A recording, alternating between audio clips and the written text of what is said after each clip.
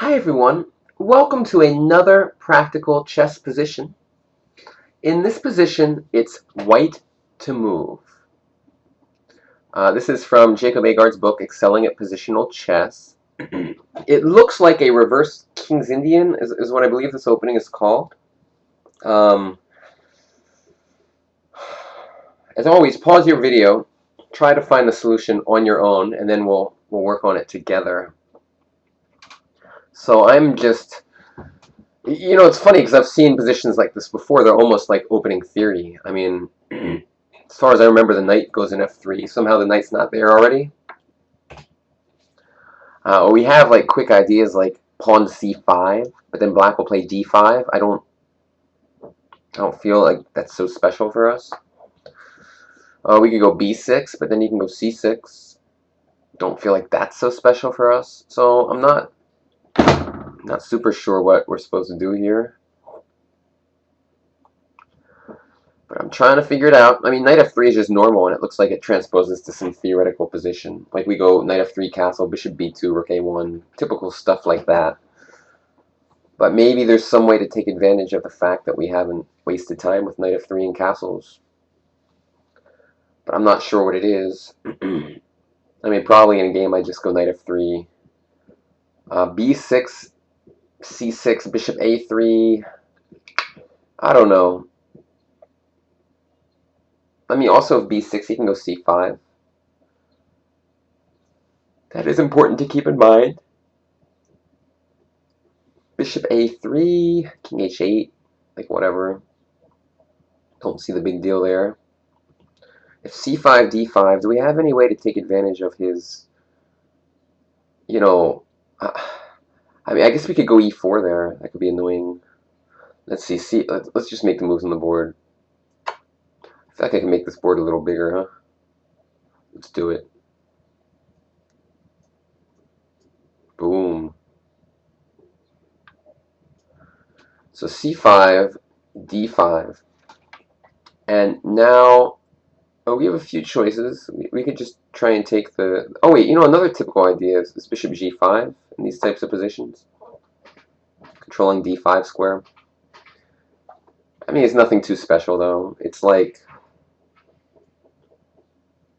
let's say they go bishop e... Oh, he can't go bishop e6.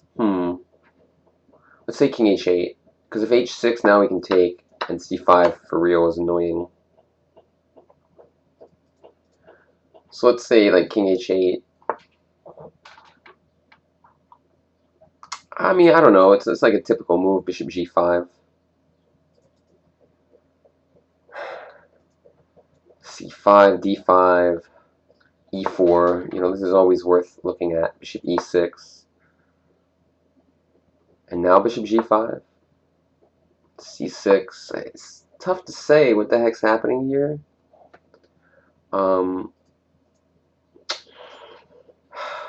Gosh, I just don't know.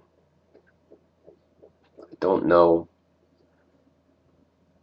Well, you know what? I'm just going to make I mean, I would just go like knight f3 in a game, honestly. But bishop g5 is also quite a solid move.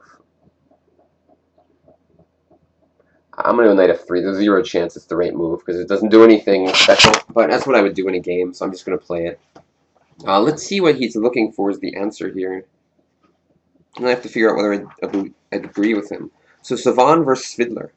It says white must develop his kingside. In the event of knight f3, black will play f5 to f4 and g6 to g5, trying to generate an attack. White can delay this substantially with the aid of a thrust of his own. f4. Yeah, see, I've never seen a move like this in a position like this. Houdini does not like it at all. Basically, it says take, pawn takes. I mean, I don't know. The idea is that knight on e7 is not very good right now. I'm just not, like, certain that this is so great. Let's see how the game went. King h8, knight f3, bishop e6, knight d4, bishop g8. I mean, he's sacking a pawn. Maybe he doesn't need to do that. So the idea here is if bishop takes rook, pawn takes pawn, and queen a8, and some kind of pressure in the diagonal. But white just went c5, and white's just better. But okay, I mean, let's hold on a second here. I mean, a lot of these moves black played don't look very good. First of all, after f4, do we have to take it? I mean, Houdini is suggesting e4, suggesting knight to d7 with ideas of knight c5. I gotta be honest, I'm just like a little skeptical that this move is like clearly the right move. I'm just skeptical, man. Don't know what else to tell you. Bishop g5 makes sense to take some control away from d5. Knight f3 makes sense. I just don't know if f4 is so good. Like take, knight d7, or bishop e. King h8 makes a lot of sense too. What does Houdini want to do here? I wants to go knight d7 after in this position. Why not c5 for white? If c5, it says just king h8, take with knight c5 coming, and black is fine. I just don't buy that this position's so great for white. Although, yeah, I just don't quite buy it. White has some trouble developing, like if knight f3, knight c5, and if queen c2, something like queen c7. We're putting a lot of pressure on this knight. So let's say bishop to b2. Oh, and then knight a4 pins the knight. And we just black, white's not castled, so black has some quick initiative ideas. I'm just not so sold on the position. And if knight f3 instead of c5,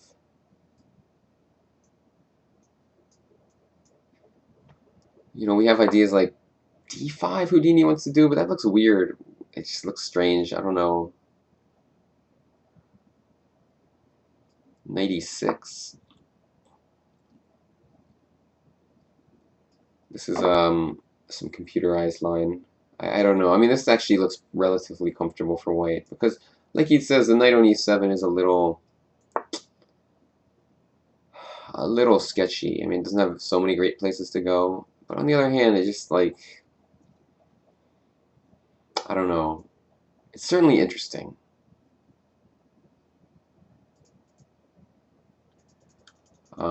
The idea is, because black is going to go g5, f4, knight to f5 and stuff, and this kind of like puts the kibosh on this knight. e4 is interesting. If takes. I mean, I'm assuming like we're going to get some good compensation here. Let's see how, though. I mean, because you're so far from being developed, so maybe just like knight f5 or bishop f5. Because I'm attacking the rook on b1.